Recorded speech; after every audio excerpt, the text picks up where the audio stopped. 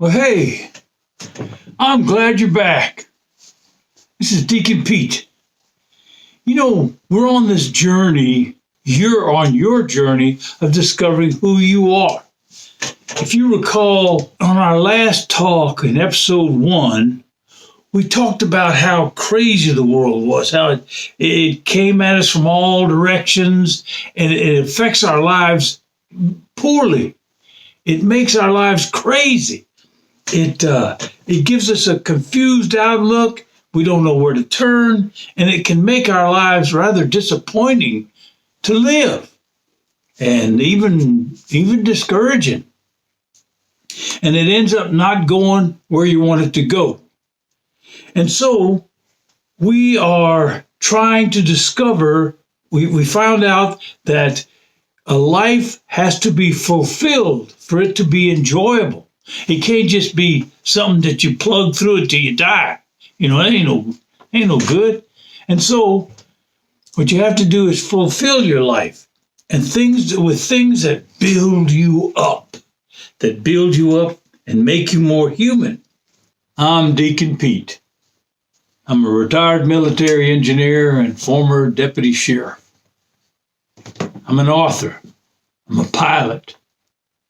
I'm also a chainsaw carver.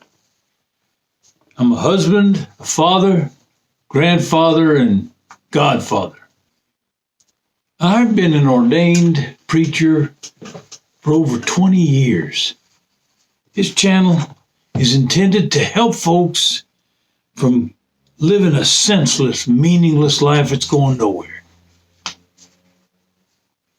I want to give people hope for living a fulfilled life. I call my approach the promise in the profane. People do that because people have the ability to humanize us. People are human. Some people are better at humanizing us than others. That's in the present and in the past. This episode, we're going to look more deeply about who you are, and it is entitled Living as Yourself, Problem or Promise. Okay? Now, to illustrate where we're going with this, I got to give you a Cliff Notes version of this story you probably heard before. All right? And the story goes like this. There's a couple of a mated pair of eagles, and they have a couple of eggs that they're sitting on while they're being hatched. And so these eagles, one flies off to go get some food, and the other one is left in the nest, and a gust of wind comes, so she lights up, and one of the eggs falls out, and it lands on a pile of pine needles. It doesn't break. A farmer comes along, and he sees this egg, and he says, "Hey, that's a goddamn eagle egg. It'd be a shame to let it go to waste. So I think I'm gonna go ahead, and I'm not gonna climb up that dang tree. And first of all, I don't like to climb; it's kind of high. And secondly, there's an eagle up there. It'd probably take exception to me being there. So I'm gonna leave the eagle alone. I'll take the egg home, and I'll just incubate it there." So he took it home, and the way he incubated it was, his incubator was busted. He put the egg in the nest with other eggs of one of the hens there. And so, long story short, the eaglet hatches, chicks hatch, and they're all in the barnyard pecking away at chicken feed. The farmer thinks that's pretty bad, so he says, I think what I'm going to do is wait till the eagle gets some feathers, and I'll take it out, and I'll teach it to fly and let it go in the wild. And that was what he determined to do, and so he did.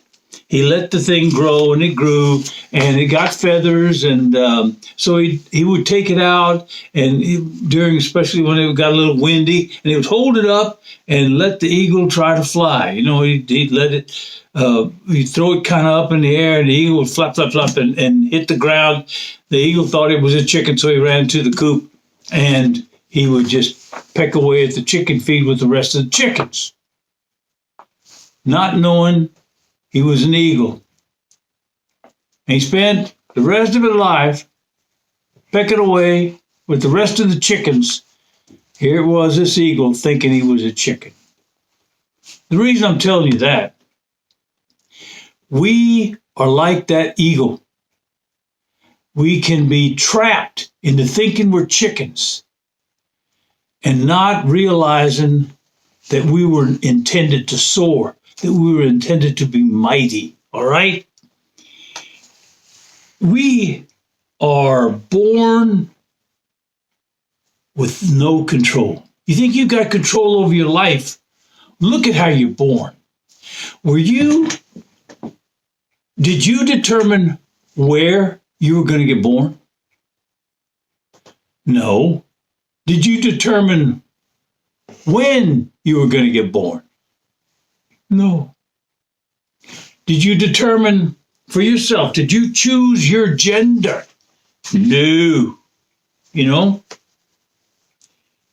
You didn't do any of that. You didn't choose your race. You didn't choose your ethnicity. You didn't choose how big your family was going to be. You didn't choose how wealthy they were.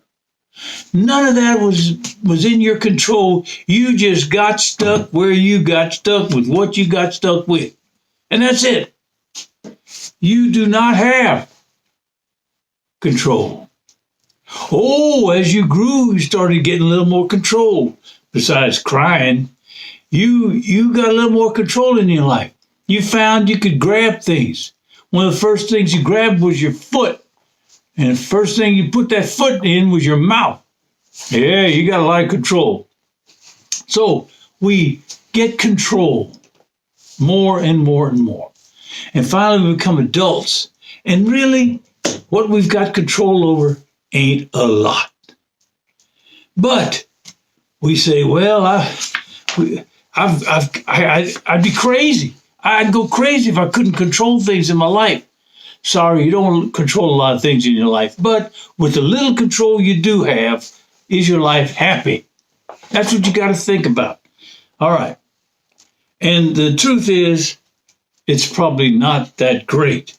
We are like the eagle. We are a product of nurture and nature, genetics and environment. And we have no control over either one. With our free will, we can do things about them. You know, I like to illustrate our life, the life each and every one of us lives. I like to illustrate it like a river. Life is like a river, you know, and we're on the river. Now, the river's going to be the river. Life is going to be life. We don't control the obstacles in there. We don't control the rocks and the boulders and old logs and stuff. No, that life is going to have in it. We don't control how fast the water is or how slow and meandering. We don't control how wide the river is to give us room or how narrow it is. We don't control any of that. We control one thing, and that is the type of boat we're riding on the river. The type of boat we're riding on the river. That's what we control. And you know, the river has two banks. Two banks that elsewise it's not a river. All right? Two banks of the river. And one bank we're very familiar with. It's the bank we call the physical bank. We can see everything. It's like our lives. We can see the physical parts of our lives. But remember what I said last time in episode 1. We are wonderfully weird. Means we can live in the physical. We can live with the invisible. The stuff that's intangible, that impacts our lives so much. Remember what I said? I said there are many things in life that we can't touch or feel that have an effect on us.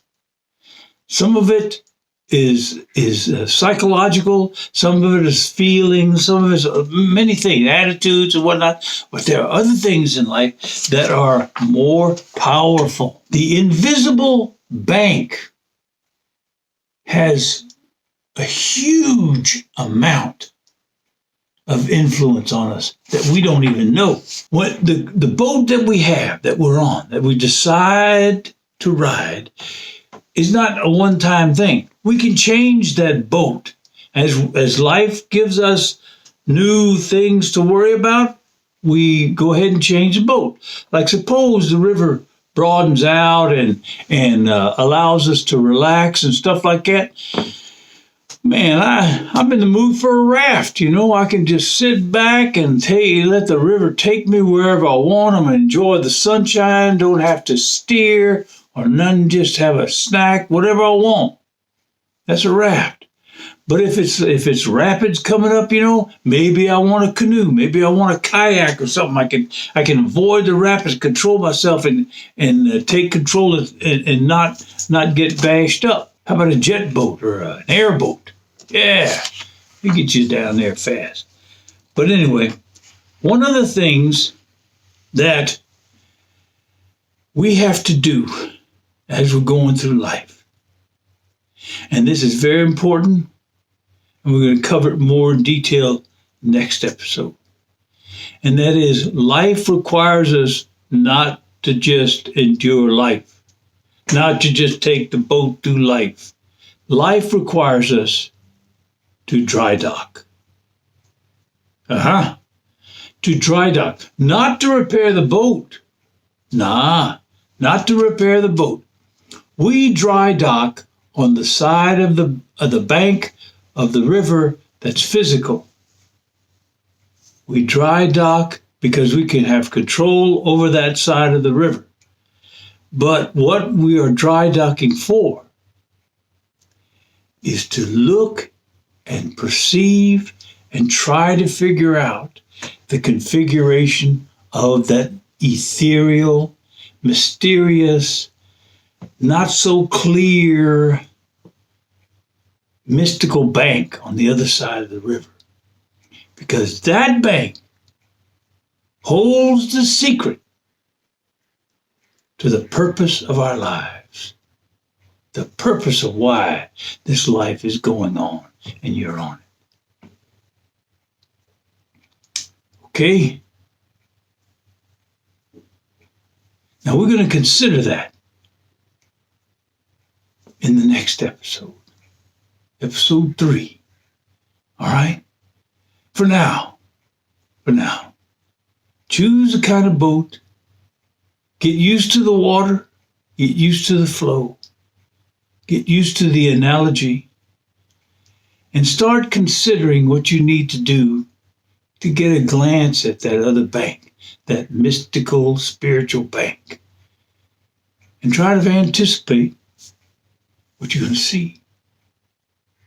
All right, dear people, I'll see you down the river.